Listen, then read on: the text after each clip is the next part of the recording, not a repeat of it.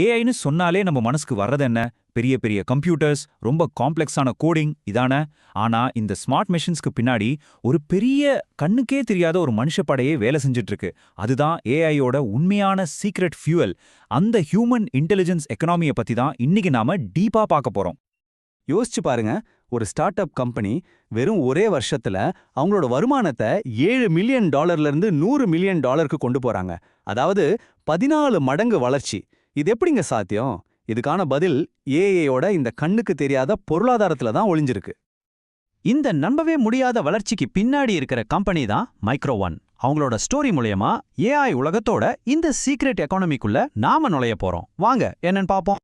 சரி, இந்த micro one அப்படி என்னதான் பண்றாங்க? அவங்களோட ஐடியா மேலோட்டமா பார்க்க சிம்பிளா தெரிஞ்சாலும் அது ரொம்பவே பவர்ஃபுல். பாருங்க, ஏஐ கம்பெனிங்களுக்கு திறமையான ஆட்கள் தேவைப்பட்டாங்க, அதே சமயம் திறமையான ஆளுங்களுக்கு வேலை தேவைப்பட்டுச்சு. மைக்ரோ ஒன் என்ன பண்ணாங்கன்னா, இந்த 2 பேரையும் கனெக்ட் பண்ற ஒரு பாலமா இருந்தாங்க. இந்த ஒரு முக்கியமான கனெக்ஷன் தான் அவங்களோட ராக்கெட் வேக வளர்ச்சிக்கு காரணமா இருந்துச்சு.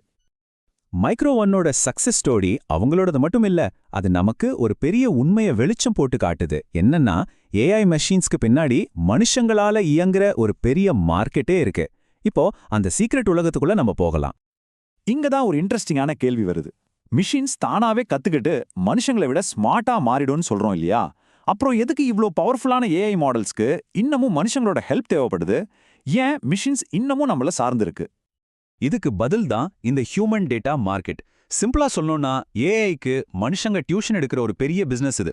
உதாரணத்துக்கு, ஒரு செல்ஃப் டிரைவிங் காருக்கு எது நடந்து போறவங்க எது மரம்னு சொல்லிக் கொடுக்கறதுல இருந்து, ஒரு ஷாட்பாட் கிட்ட கேட்கிற கேள்விக்கு எப்படி மரியாதையா பதில் சொல்லணும்னு ட்ரெயின் பண்றது வரைக்கும் எல்லாத்தையும் மனுஷங்க தான் பண்றாங்க. இந்த மார்க்கெட்டோட வளர்ச்சி உண்மையிலேயே தலை சுத்த வைக்குது. இப்போ $15 பில்லியன் இருக்கிற இந்த மார்க்கெட் அடுத்த 2 வருஷத்துல $100 பில்லியன் தொடுன்னு சொல்றாங்க. ஏன் இந்த ராக்கெட் வேக வளர்ச்சி? ஏன்னா ஓப்பன் ஏஐ, கூகுள் மாதிரி பெரிய கம்பெனிங்க உருவாக்குற ஒவ்வொரு புது ஏஐ மாடலையும் டெஸ்ட் பண்ணவும், வெரிஃபை பண்ணவும், இன்னும் பெட்டராக்கவும் ஆயிரக்கணக்கான மனிதங்களோட உழைப்பு தேவைப்படுது. சரி, இவ்ளோ பெரிய மார்க்கெட்ல மைக்ரோ ஒன் மட்டும் எப்படி மத்தவங்கள விட ஒரு படி மேல போய் ஜெயிச்சாங்க? அவங்க சக்சஸோட சீக்ரெட் தானே? அவங்க வெற்றிக்கு காரணம் 3 ஸ்டெப் தான். முதல்ல தேவைய கரெக்டா புரிஞ்சுக்கிட்டாங்க. ஏஐக்கு ட்ரெயின் பண்ண ஆளுங்க தேவை. ரெண்டாவதா ஒரு டூலை யூஸ் பண்ணாங்க. சரியான ஆளை செலக்ட் பண்ண அவங்களே ஒரு ஏஐ டூலை ரெடி பண்ணாங்க. இதனால 3வது ஸ்டெப்பா ஸ்பீடு கிடைச்சது. பெஸ்டான ஆளுங்களை லைட்னிங் ஸ்பீட்ல கண்டுபிடிச்சு கம்பெனிங்க கூட கனெக்ட் பண்ணாங்க. தேவை, டூல், ஸ்பீடு, இதுதாங்க அவங்க மேஜிக். அவங்களோட உண்மையான சீக்ரெட் வெப்பனே இதுதான். அவங்க ஏற்கனவே சாஃப்ட்வேர் இன்ஜினியர்ஸை ஹையர் பண்றதுக்காக ஒரு ஏஐ டூல் வச்சிருந்தாங்க. அதையே கொஞ்சம் மாத்தி ஏஐ ட்ரைனர்ஸை கண்டுபிடிக்க யூஸ் பண்ணிக்கிட்டாங்க. இது ஒரு பழைய டூலுக்கு ஒரு புது வேலையை கொடுக்கற மாதிரி. இந்த ஒரு ஸ்மார்ட்டான மூவ் தான் அவங்கள மார்க்கெட்ல தனியா தெரிய வச்சது.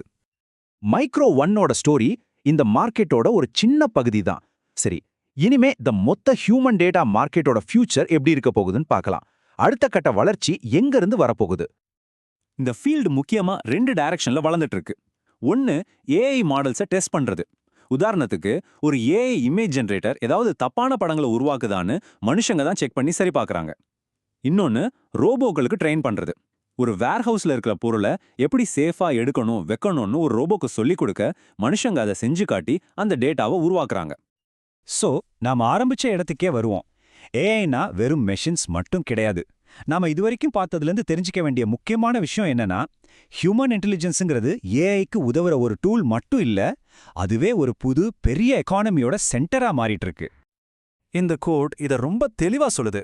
ஏஐ டெக்னாலஜி வளர வளர மனுஷங்களோட தேவை குறைஞ்சிடும்னு நம்ம நினைக்கலாம். ஆனா உண்மை அதுக்கு அப்படியே உல்டாவா இருக்கு. இன்னும் பெட்டரான ஏஐயை உருவாக்க இன்னும் திறமையான மனுஷங்களோட ஹெல்ப் அதிகமா தேவைப்படுது. கேட்கறதுக்கு ஒரு மாதிரி முரணா இருந்தாலும் இதுதான் இன்னைக்கு ஏஐ உலகத்தோட ரியாலிட்டி. கடைசியா இந்த ஒரு கேள்வியோட உங்களை யோசிக்க வைக்கிறேன். மெஷின்ஸ் இன்னும் ஸ்மார்ட்டாக ஆக, அதை கைட் பண்ணவும் இம்ப்ரூவ் பண்ணவும் நமக்கு இன்னும் அதிக வேலைகள் உருவாகுமா?